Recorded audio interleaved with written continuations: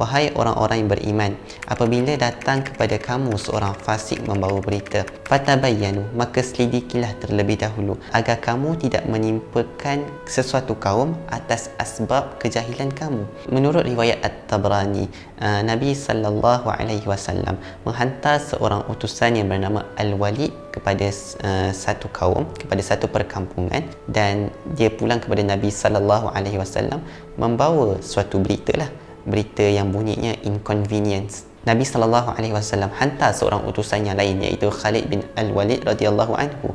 Dapatan Khalid Al-Walid bercanggahan dengan apa yang telah disampaikan oleh Al-Walid bin Uqbah bin Abi Mu'ayth sebentar tadi.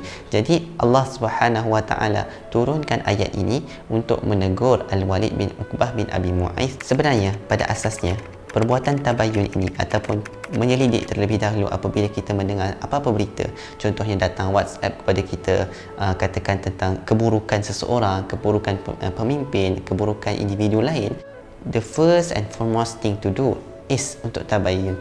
Kerana tabayyun ni sendiri adalah akhlak para anbiya. Jadi ada satu kisah mengenai Ma'iz bin Malik.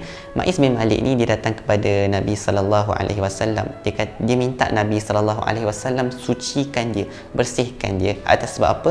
Dia kata dia telah melakukan zina. Pertama, Nabi sallallahu alaihi wasallam minta para sahabat cek balik dia ni. Adakah dia ni gila? Jadi tengok-tengok tak gila. Dan yang kedua, Nabi minta para sahabat simak, adakah dia ni minum arak?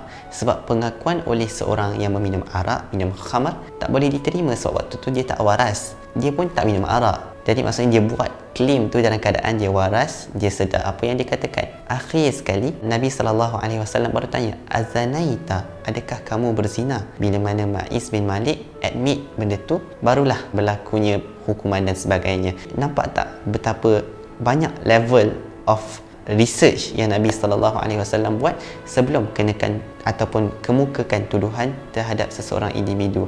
Dan praktik ini kita kena amalkan. Kita ada banyak maklumat, semua maklumat berada di hujung jari.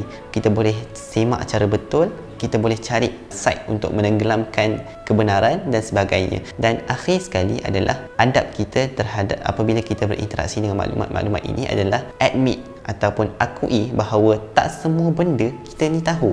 Yang mana kita kena buat reference ataupun rujukan terhadap informasi-informasi lain. Sebagai contoh, vaksin. Bila mana dia masuk ke Malaysia, dia perlu hadapi multi-level of investigation, dan apabila benda ni dah selesai, dia baru pergi kepada pihak berkuasa bekalan dadah yang dipengerusikan oleh Tan Sri, Ketua Pengarah Kesihatan. Ini membawakan saya kepada satu ayat Al-Quran, fas'alu ahla dzikri in kuntum la ta'lamun. Ini adab kita terhadap perkara-perkara yang kita tak ketahui. Maka Allah suruh kita tanya kepada orang yang alim, tanya kepada orang yang pakar tentang perkara-perkara yang kita tidak tahu. Di sini kita boleh nampak bahawa manusia ni tidak sempurna. Allah sebut dalam surah Al-Kahfi, kalaulah semua jenis lautan tu diambil untuk menulis kalimah-kalimah Tuhan, air laut tu akan habis sebelum habisnya kalimah Tuhan, walaupun Allah Subhanahu Wa Taala tambah lagi laut baru untuk menggantikan apa yang telah habis.